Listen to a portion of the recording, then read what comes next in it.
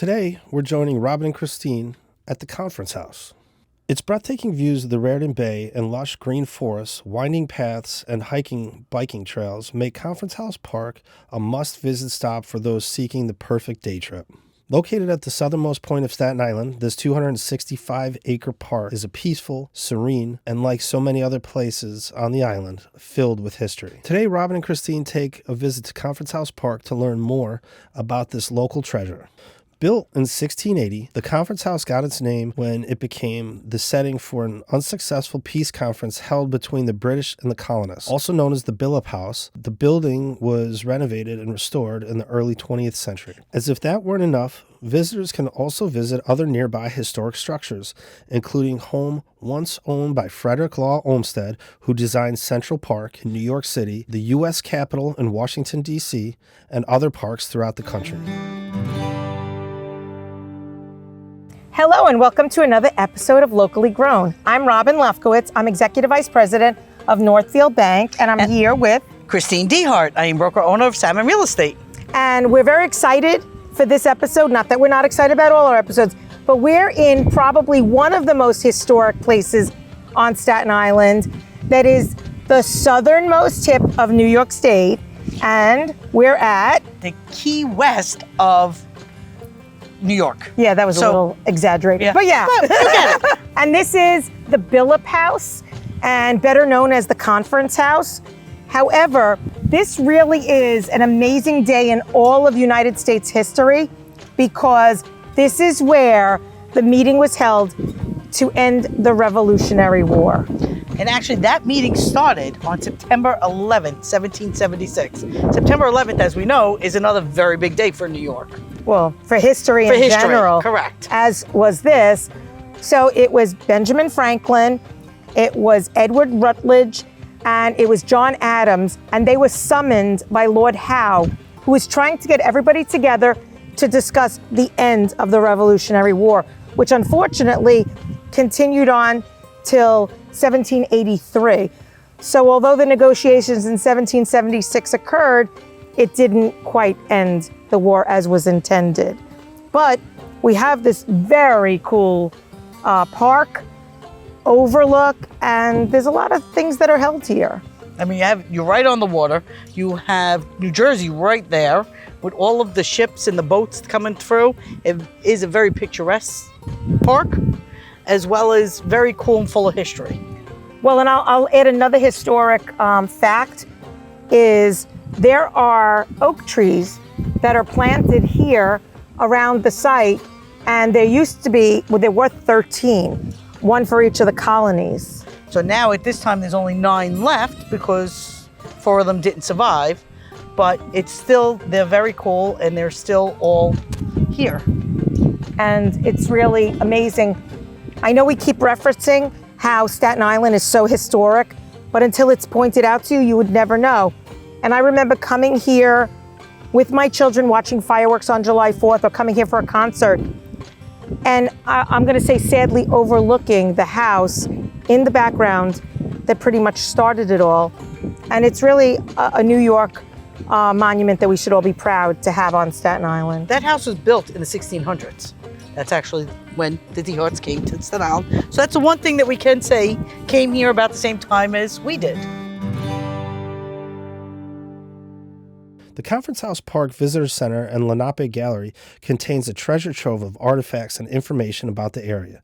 The Lenape Gallery also serves as an exhibition space used to showcase the works of area artists. Built by English immigrant Captain Christopher Billop, the Conference House was a wheat farm during its early years. It rose to historic prominence when Continental Congress representatives John Adams, Edward Rutledge, and Benjamin Franklin met with Lord Richard Howe to discuss ending the war. The park is also home to 3 other historic buildings, each with its own unique story to tell. The Biddle House, the Ward House, and the Rutten Beckett House. For those who wanted to know virtually anything about the site, or even other parts of Staten Island, then John Kilcullen could probably help you. And the Napoleon family, and Napoleon Avenue, they were part of the Richmond County Safety Committee. Safety committees for everyone were to keep counties and towns safe not from the British at the time, but just for any insurgents. So there was a Richmond County safety committee that the Polyan family knew of the conference house.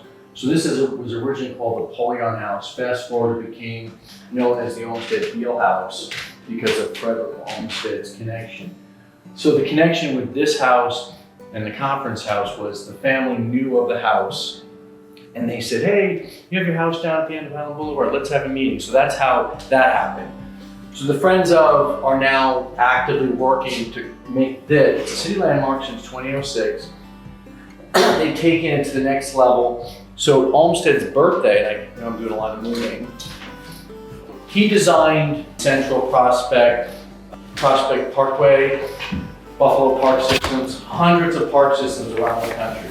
But he got his start on, so when he was designing Central and Prospect, he lived in this house. So this is, and you're welcome to come back and see this and read it. This was his, they wanted to raise his profile because everyone knows Central Park, but he lived here, lived in the North Shore, South, he was all over. So he was like part and parcel of Staten Island back in the day. And this is, Staten Island was the who's who of back in the day. People would summer here, as you know. This was the original estate, or not even estate, the farm.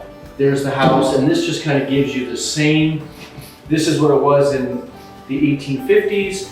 This is all that's remaining. So Woods of Arden was the main driveway. It went all the way down to the water. He came from New Haven by boat and started. The historical trees are still there, so it's worth going down to the house. You can find more information here. So that's really the nutshell. So around the country, his birthday, which April 28th would have been his 200th birthday. So all over the country, it's Olmsted 200, so it's a nationwide celebration.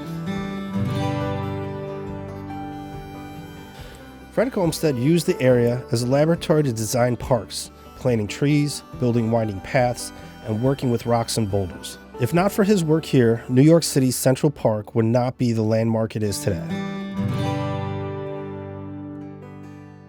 And it's really just, because Staten Island, as we all know, sometimes hovers here, but it had a bigger presence because the green that he found, in 1865 when he designed Central, there were no parks in the city, but Staten Island had a lot of green because it was still a very rural borough.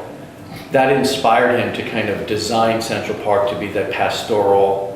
If you walk through Central Park, 100% of that park was created. So the boulders, the pathways, the trees, it was just, if you know, the lake. You know Upper Manhattan, it was just like no trees, it was dirty, it was dusty, it's flat. Right. He created that oasis. And it's huge. It's 800 acres, but that's the other thing. It's not one of the largest parks in the city, but it appears like it goes on. Huge. So that's What's the largest park in the city? Pelham Bay, which is over 3,000. And then Fresh Kills will be the newest. So Pelham Bay is like 2,000 something acres. When Fresh Kills goes officially online, it'll be over 3,000 acres. It'll be the largest park. For those who make the trek, or even for those who don't, there's a bevy of information available from groups including the Conference House Association, the Friends of the Olmsted Beale House, and the New York City Department of Parks and Recreation. And of course, visiting theconferencehouse.org can shed even more light on the site, and you could even take a virtual tour. They say that location is everything, and that's also true of Conference House Park. Not only is it the southernmost point of the island, it also connects to miles of beautiful Staten Island beaches. Isn't it amazing that this exists on Staten Island? Look at this. To be completely open and just part of history, and others don't even realize it. Nobody realizes just how special Staten Island are. And that's what I like about the series, is that we're showing the different pockets of Staten Island that really are special. Well, and this house is actually called the Billop House, and it was built in the 1600s. And as you mentioned, the history is so rich, and you could see by the architecture, this is going to be those little compartmentalized rooms. It's going to be typical to what we've visited in, I'll say, more known places. And here's some of the trees that we told you about, the willow Yes. trees. It's unbelievable.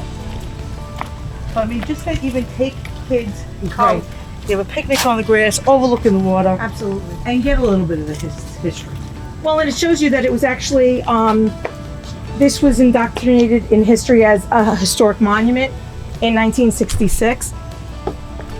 And, you know, taking a look at this piece of history being so front and center, and people come here every day without realizing it. People jog in the park, people fish off of the pier.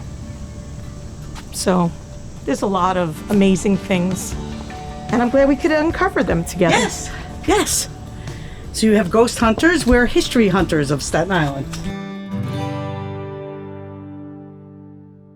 If you're going to go to the conference house, or you're gonna either eat on a bench, or you're gonna see the history, you're just coming here to check it out, you should definitely come to the visitor center, because there are so many buildings that we didn't even visit, that we didn't even discuss, but there's so much history in addition to the conference house. And so this is actually a gallery dedicated to the Lenape Indian, which, if you recall from other episodes that we've had, that was very prevalent on Staten Island.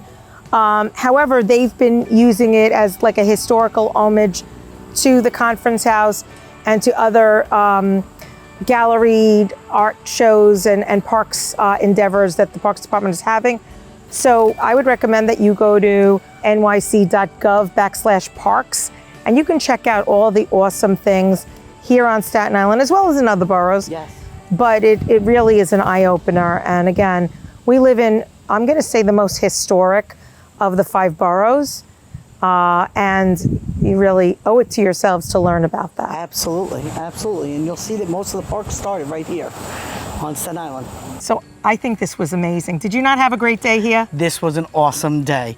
And if you want to see more, don't forget to subscribe to the YouTube channel. Because you too can enjoy this wonderful place on Staten Island, right in our own backyards.